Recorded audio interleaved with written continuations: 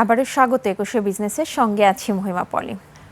সপ্তাহের শেষ কার্যদিবসে লেনদেনের সমাপ্তি হয়েছে ঢাকা স্টক এক্সচেঞ্জে। সারাদিন জুড়ে কিছুটা পজিটিভ ছিল, কিন্তু ভলিউম যদি বলি সেই টার্নওভারের জায়গা থেকে কিন্তু খুব একটা আমরা ভালো দেখিনি।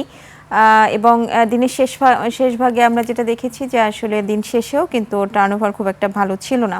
তো আমরা যদি একটু সূচকের অবস্থানটা দেখে নিই এবং লেনদেনের পরিমাণটাও যদি একটু দেখে নিই যে দিন শেষে কেমন লেনদেন ছিল, কয়টি প্রতিষ্ঠানের বা শেয়ারের দর বেড়েছে, দর হারিয়েছে, সেই বিষয়গুলো যদি একটু দেখে নিই। তো আমরা যেটা দেখেছি যে আজকে সপ্তাহের শেষ কার্যদিবস কিন্তু 16 পয়েন্ট পজিটিভ থেকেই কিন্তু লেনদেনের সমাপ্তি হয়েছে। 5,786 পয়েন্ট এই সূচকের অবস্থান দেখা যাচ্ছে এবং লেনদেন হওয়া প্রতিষ্ঠানগুলোর মধ্যে দর বাড়ার সংখ্যাটাই বেশি দেখা যাচ্ছে। 207টি প্রতিষ্ঠানের শেয়ারের দর বেড়েছে, দর হারিয়েছে 119টি। অপরিবর্তিত প্রতিষ্ঠানের সংখ্যা দেখছেন 64টি। এবং টার্নওভার যদি একটু দেখে নিই যে টার্নওভারের পরিমাণ মাত্র 671 কোটি 98 লাখ টাকা, অর্থাৎ 672 কোটি টাকা লেনদেনের মধ্য দিয়ে লেনদেনের সমাপ্তি হয়েছে। সেখানে গত কার্যদিবসেও কিন্তু 700 কোটি টাকার উপরে লেনদেনের পরিমাণ ছিল। তো সেই জায়গা থেকে আমরা দেখেছি যে গত 3 কার্যদিবসে লেনদেনের পরিমাণটা আসলে কমছেই। তো দর্শক, পুঁজিবাজার নিয়ে আরও বিস্তারিত জানতে এখন আমরা কথা বলবো অনলাইন বিজনেস নিউজ পোর্টাল অর্থসূচকের সম্পাদক জিয়াউর রহমানের সঙ্গে। আপনাকে স্বাগত আমাদের আজকের অনুষ্ঠানে। ধন্যবাদ। জি, আমরা যদি একটু গত কয়েকটা কার্যদিবসের একটা গড় লেনদেনের বিষয়টা বলি, তো সেই জায়গা থেকে কিন্তু এই সপ্তাহটা আমরা দেখেছি যে গড় লেনদেনটা কিন্তু কমেছে। পরশুদিনও 900 কোটি টাকা, প্রায় 1000 কোটি টাকার মতো লেনদেনের পরিমাণ ছিল। গত কার্যদিবসে 700 কোটি টাকার উপরে, কিন্তু আজকে সেই ভলিউমটা আরও কম দেখতে পাচ্ছি। তো এটা নিয়ে আসলে মন্তব্য কি, যে বাজারে বেশ কিছুদিন মার্জিন লোন বিধিমালা ইস্যুটা নিয়ে একটু ছিল, সেই জায়গা থেকেও সুরাহা হয়েছে, কি মন্তব্য আপনার? সামগ্রিকভাবে আমি যদি বলি যে বাজারে ওঠানামা করা, ভলিউম বাড়া, ভলিউম কমা, এগুলো খুব স্বাভাবিক প্রক্রিয়া এবং এটা কি উদ্বিগ্ন হওয়ার কোনো কারণ নাই। বরং একটি সুস্থ স্বাভাবিক বাজারে এরকম বিহেভ করবে, বিভিন্ন ঘটনা ঘটবে, সেই ঘটনার প্রভাব প্রতিফলন আমরা কিন্তু পুঁজিবাজারে দেখব। তো সাম্প্রতিক যে গত এক সপ্তাহ ধরে আপনি বলছেন যে টার্নওভার কমেছে, কিছুটা সূচকও কমেছে, আমি মনে করি যে এর পেছনে দুই তিনটি বড় কারণ আছে। দুই তিনটি বড় কারণের মধ্যে একটি হচ্ছে যে আমরা ইতিমধ্যে মার্জিন ঋণের বিধিমালা, সংসদীয় বিধিমালা প্রজ্ঞাপনটি পেয়েছি। তার আগ পর্যন্ত এটিকে ঘিরেও বিনিয়োগকারীদের মধ্যে একটা উদ্বেগ ছিল, আসলে কি ধরনের বিধিমালা হবে, মার্জিন ঋণের লাগাম কি বেশি করে টেনে দেওয়া হবে, টেনে দিলে তো বাজারে তারল্য ক্রাইসিস সংকট তৈরি হতে পারে, সেগুলো একটা ভাবনা ছিল। আবার আপনি দেখেন যে ইরান এবং ইউএস এর মধ্যে যে একটা টেনশন চলছে, যুদ্ধ অবস্থা, সেটির পরিস্থিতিও কিন্তু একটা অবনতি হয়েছে। মাঝখানে তাদের 60 দিনের যে অস্ত্রবিরতি একটা চুক্তি হয়েছিল, প্রাথমিক চুক্তি, সেটি কিন্তু মেয়াদ পার হয়েছে, নতুন কোনো চুক্তি কিন্তু এখনো নিশ্চয়তা মেলেনি। বরং আমরা আশঙ্কা করছি পরিস্থিতি অবনতিও হলে হতে পারে। যদি সেটা না হয়, সেটি বরং ভালো সবার জন্য, আমরা প্রার্থনা করি যেন এই ধরনের অবনতি না হয়। আবার অন্যদিকে দেশের জ্বালানি সংকটের অবস্থাও কিন্তু জ্বালানির অবস্থা বেশ নাজুক, সংকট কিন্তু বেশ তীব্র হয়ে উঠেছে। গত কালকে পত্রিকা নিউজ এসছে যে প্রায় 900 কারখানা বন্ধ আছে সাময়িকভাবে বন্ধ। হ্যাঁ, অনেক কারখানা 50% মতো তার প্রোডাকশন ক্যাপাসিটি ইউটিলাইজ করতে পারছে না। এই যে একটি বাস্তবতা, সে বাস্তবতাগুলোও কিন্তু বিনিয়োগকারীদের কিছু ভাবাচ্ছে। আবার গতকাল একটি গুজব ছড়িয়ে পড়েছিল, যদিও সেটি যদি সত্যি হয় আমি বরং খুশি হতাম। গুজবটি কি, যে যারা পুঁজিবাজারে বড় ধরনের কারসাজি করবে তাদের বিরুদ্ধে বিএসইসি ফৌজদারি মামলা করবে। আমি মনে করি যে এটি একটা ইতিবাচক উদ্যোগ হতে পারতো বা হওয়া উচিত। তারপরে আমাদের দেশের সাধারণ বিনিয়োগকারীরা অনেক সময় ভালো জিনিস বুঝতে পারে না, তারা আবার ভয় পান যে আচ্ছা, কারসাজি যারা করে এরাই তো বাজারে বোধহয় টার্নওভারটা বাড়ায়, তারাই শেয়ারের দাম বাড়ায়, সুতরাং তারা যদি ভয় পেয়ে যায়, তাদেরকে যদি শাস্তি দেওয়া হয়, তাহলে বোধহয় বাজার আর থাকবে না।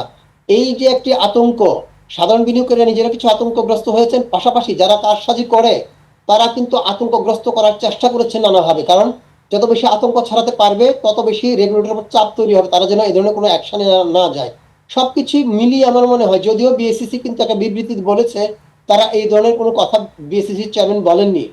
তো এই সবকিছু মিলিয়ে আসলে অনেক বিনিয়োগকারী একটু সাইডলাইনে আছেন, অনেক বিনিয়োগকারী একটু দেখে শুনে বিনিয়োগ করতে চাচ্ছেন। আর যেটি বললাম যে এতগুলো সংকট যেহেতু সামনে আছে, একটু রয়েস হয়ে যাবে, এটি খুব স্বাভাবিক। জি, তাহলে আপনার কথাটার বক্তব্যটাকে যদি একটু আমি কোট করে একটু জানতে চাই, যে আপনি যেটা বলছেন যে বিএসএসসির চেয়ারম্যানের যে বক্তব্যকে ঘিরে একটা বাজারের একটা অবস্থান ছিল, এবং যদিও সেটার একটা ব্যাখ্যা দিয়েছেন এবং আপনিও বলেছেন যে এই ধরনের বক্তব্য তিনি দেননি, কিন্তু আপনি বলছেন যে এ ধরনের পানিশমেন্ট আসলে বাজারের জন্য দরকার। তো এইটার ব্যাখ্যাটা যদি একটু শুনতে চাই।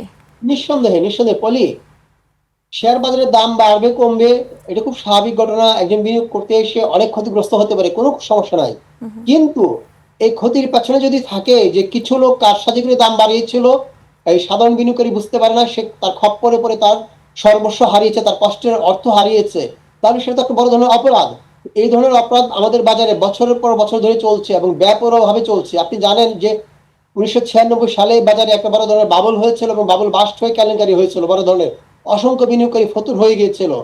জি তখন যদি যারা অপরাধী ছিল তাদের বিরুদ্ধে ফৌজদারি মামলা করে দৃষ্টান্তমূলক শাস্তি দেওয়া হতো, তাহলে আমরা 2010 সালের কেলেঙ্কারিটা দেখতাম না। আপনি দেখেন 2010 সালেও বড় ধরনের ঘটনা ঘটেছে, অসংখ্য বিনিয়োগকারী তার সর্বস্ব হারিয়েছেন।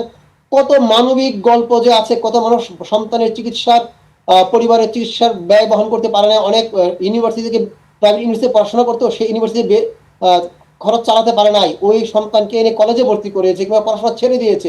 অসংখ্য গল্প আমরা শুনেছি, অসংখ্য মানুষ আত্মহত্যা করেছে।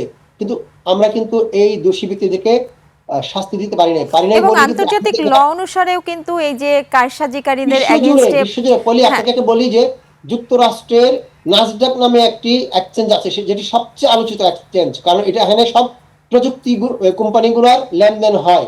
সেই নাসডাকের চেয়ারম্যান ছিলেন বার্নি ম্যাডফ। উনি পুঁজি স্কিম করেছিলেন যে বিভিন্ন জনের কাছে টাকা এনে বিনিয়োগ করতেন, আর লস হোক লাভ হোক যাই হোক, বেশি লাভ দেখিয়ে সবাইকে মুনাফা বেশি দিতেন, তাতে আরো বেশি টাকা আসতো। এক সময় ধরা পড়লো যে উনি কারসাজি করছেন, তারপরে তার বিরুদ্ধে তদন্ত হলো, জেল হলো 150 বছরের জেল। 2021 সালে উনি জেলে বসে মারা গিয়েছেন। তো এটির বাস্তবতা। আপনি দক্ষিণ কোরিয়ার ঘটনা দেখেন, ইন্দোনেশিয়ার ঘটনা দেখেন, গত এক দশকে 2 দশকে অসংখ্য ঘটনা আছে, 20 বছরের জেল, 25 বছরের জেল, হ্যাঁ, অসংখ্য ঘটনা, যাবজ্জীবন কারাদণ্ড, এরকম ঘটনাও আছে। সুতরাং আপনি যদি আর্থিক সেক্টরে, যেটা বিশ্বাসের হলো মূল পুঁজি, এই বিশ্বাসকে যারা ভঙ্গ করবে, যারা সাধারণ মানুষকে প্রতারিত করবে, তাদের সর্বস্ব লুণ্ঠন করবে, তাদের বিরুদ্ধে যে ব্যবস্থা না নেন, সাময়িকভাবে আপনি মনে করতে পারেন জি যে বাজারকে ভালো রাখছি। এটার উদাহরণ হিসেবে ভারতের সাহারা গ্রুপের উদাহরণটা আমরা টানতে পারি, সেখানেও এরকম একটা জি জি, সাহারা গ্রুপ আছে। বললাম তো যে আশেপাশে অসংখ্য ঘটনা আছে। সুতরাং আপনাকে, আমাদের আইনেও কিন্তু 10 বছরের সাজার সুযোগ আছে। সুতরাং আমি মনে করি যে বাজার সাময়িকভাবে পড়বে কি পড়বে না, এসব চিন্তা না করি, সত্যিকার অর্থে যদি কারো বিরুদ্ধে কারসাজির প্রমাণ পাওয়া যায় মোটা দাগে, তাহলে তার বিরুদ্ধে ফৌজদারি মামলা করা উচিত। এবং যদি এটি করা হয়, দু একটি ঘটনা যদি এস্টাবলিশ করে ফেলা যায়, শাস্তি হয়ে যায়, আগামী দিনে আর এই বেপরোয়া কারসাজি করবে না। কারসাজি যে হচ্ছে আপনি তো স্বীকার করবেন। আপনি গত 1 মাসের বাজার দেখেন তো, কোন শেয়ারের দামগুলো বাড়ছে, টপ গেনারে কারা আছে, যে কোম্পানি বন্ধ 10 বছর ধরে, যে কোম্পানির পুঞ্জীভূত লোকসান, জি যে কোম্পানির মালিক পক্ষ দেশে নেয় পালিয়ে চলে গেছে, 1 টাকার তুলনায় নিটিং, মালিক পক্ষ অনেক আগে মারা গেছে আগুন লেগে, একটা তার পরিবারের বাকি সদস্যরা কানাডা চলে গেছে, সেই কোম্পানির শেয়ারের দাম 1 টাকা থেকে 5 টাকা হলো, মানে কি 500% দাম বেড়েছে। এটি কোনোভাবে যৌক্তিক হতে পারে? এরকম অসংখ্য কোম্পানি আপনি দেখবেন মার্কেটে এই মুহূর্তে লিড করছে। সুতরাং এই পরিস্থিতি চেঞ্জ না করা যায়, ভালো কোম্পানি যদি বাজারকে ডমিনেট না করে, তাহলে কিন্তু বাজারে গ্রোথ কখনো সাস্টেনেবল হবে না। এরকম কদিন পর পরে আবার ধস নামবে, এই দুষ্ট চক্র সাধারণ বিনিয়োগকারী প্রলুব্ধ করে এই বাজে শেয়ারগুলো গছিয়ে দিবে। এখান থেকে না পাবে ক্যাপিটাল গেইন, না পাবে ডিভিডেন্ড, এবং দীর্ঘমেয়াদে তারা বাজারের বদনাম করবে, বিএসসিসির বদনাম করবে, সরকারের বদনাম করবে, রাস্তায় লোক নামবে। এভাবে এই বাজার সম্পর্কে মিস ব্র্যান্ডিং, মিসলিডিং এবং বাজে ধারণা তৈরি হবে জাতির মধ্যে। আমি মনে করি যে এই কমিশন নিয়ে সবার একটা আশা আছে। কমিশনের চেয়ারম্যান সহ অন্য যারা আছেন যথেষ্ট যোগ্য, প্রাজ্ঞ, বিশেষ করে চেয়ারম্যান সাহেবের অনেক নলেজ আছেন। সুতরাং তাদেরকে সাময়িকভাবে বাজার পড়ে যাচ্ছে কি পড়ে যাচ্ছে না, এইসব কনসিডারেশনে না নিয়ে উচিত হলো আইনগতভাবে কি করা উচিত, দীর্ঘমেয়াদী বাজারে সাস্টেনেবল গ্রোথের জন্য কি করা উচিত, সে ব্যবস্থাগুলো নেওয়া। জি আমি আপনার সাথে আরেকটা বিষয় যদি একটু যুক্ত করি, যে আমরা অতীতেও দেখেছি যে যারা কারসাজির সাথে যুক্ত তাদেরকে কি করা হয়, তারা 10 কোটি টাকা প্রফিট করলো, সেখানে তাদের জরিমানা করা হলো 1 কোটি টাকা। আলটিমেটলি পরবর্তীতে তারা আবার অ্যাপিল করে সেটাও কিন্তু স্থগিত করে রেখেছে। তো এই জায়গা থেকে পরবর্তীতে আমরা এভাবেও দেখতে পারি যে তাদেরকে আসলে এটা তারা কিছু মনেই করছে না, এবং সেগুলো কিন্তু আদায়ও হচ্ছে না, তাদেরকে রিওয়ার্ড স্বরূপ এটা অনেকেই হচ্ছে রিওয়ার্ডও মনে করতে পারে, যে সমস্যা তো হচ্ছে না।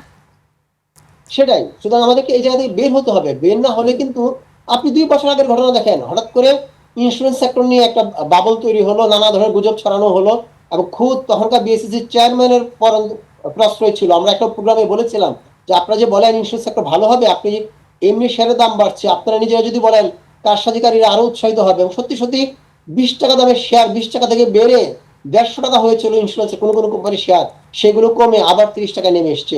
মাঝখান থেকে কি হচ্ছে, সাধারণ বিনিয়োগকারী যে সাধারণ 100 টাকা বিনিয়োগকারীরা কিনেছিল, লুজার হয়েছে। 20 টাকা কিনেছিল, সে কিন্তু ফতুর হয়ে গেছে। সুতরাং আমাদেরকে কঠিন পথে যেতেই হবে, সাময়িকভাবে কঠিন মূল্যে। এবং সাধারণ বিনিয়োগকারীদের উচিত হচ্ছে কি, বিএসসিসি কে সাপোর্ট করা।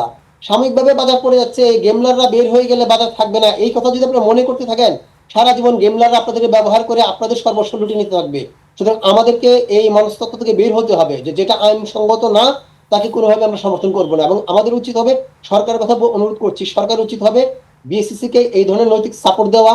আইনগতভাবে যদি মামলা টামলা হয়, সেগুলোতে যেন প্রপারলি তারা ফাইট করতে পারে, এবং একটা বিশেষ আদালতের মাধ্যমে পুঁজিবাজার সংক্রান্ত মামলাগুলো দ্রুত নিষ্পন্ন করে দোষীদের শাস্তি দাও, তাহলে কিন্তু সেটি বরং দীর্ঘমেয়াদে বাজারের জন্য ভালো হবে। যে আমরা যদি একেবারে শর্টলি হচ্ছে এরকম সিচুয়েশনে বিনিয়োগকারীদের উদ্দেশ্যে আপনার একটা মেসেজ শুনতে চাই, একটু শুনতে চাচ্ছিলাম। আমি মনে করি যে বিনিয়োগকারীদের হতাশ হওয়ার কিছু নাই। বাজারে বাড়লে কমলে বা নানা ধরনের কিন্তু সুযোগ তৈরি হয়। আপনি দেখেন যে এই মার্চের প্রথম সপ্তাহ থেকে জুনের মাঝামাঝি পর্যন্ত 600 পয়েন্ট সূচক বেড়েছিল, প্রায় 12%। এই সময় কিন্তু অনেকে প্রফিট হয়েছে, প্রফিট বুক করেছেন, ওরা সাইড লাইনে আছেন। সুতরাং এখন যে বাজার একটু কম আছে, এই সময় যদি আপনি আবার শেয়ারে বিনিয়োগ করতে পারেন দেখে শুনে ভালো শেয়ারে, আবার যখন এই সাইকেল শেষ করে বাজার একটা রেলিতে যাবে, তখন কিন্তু এখন থেকে আবার প্রফিট করার সুযোগ আছে। সুতরাং বাজার নিয়ে কখনই হতাশ হওয়া যাবে না, তবে দেখে শুনে ভালো শেয়ারে বিনিয়োগ করতে হবে। যে কোম্পানিগুলো ট্র্যাক রেকর্ড ভালো, এখনো ভালো পারফরমেন্স করছে, আগামী দিনে আরো ভালো করতে পারে, যাতে আপনি যদি ক্যাপিটাল গেইন নাও পান, আপনি যেন ডিভিডেন্ড দিয়ে হলো মিনিমাম একটা রিটার্ন আপনি নিশ্চিত করতে পারেন। আপনি 1 বছর ওয়েট করলেন, 2 বছর ওয়েট করলেন, দেখবেন যে রিটার্ন আপনি ডিভিডেন্ড দিয়ে কভার করছেন, এক সময় আবার ক্যাপিটাল গেইন দিয়ে আপনার একটা বড় ধরনের মুনাফা আপনার কিন্তু জি, অ্যাপ্রিসিয়েশন হবে। জি, আপনাকে অনেক ধন্যবাদ আজকে আমাদেরকে সময় দেওয়ার জন্য। আপনাকেও ধন্যবাদ। দর্শক, এতক্ষণ আমরা পুঁজিবাজার পরিস্থিতি নিয়ে কথা বলছিলাম অনলাইন বিজনেস নিউজ পোর্টাল অর্থসূচকের সম্পাদক জিয়াউর রহমানের সঙ্গে। এবার নিচে একটা বিরতি, ফিরছি একটু পরেই, সাথেই থাকুন।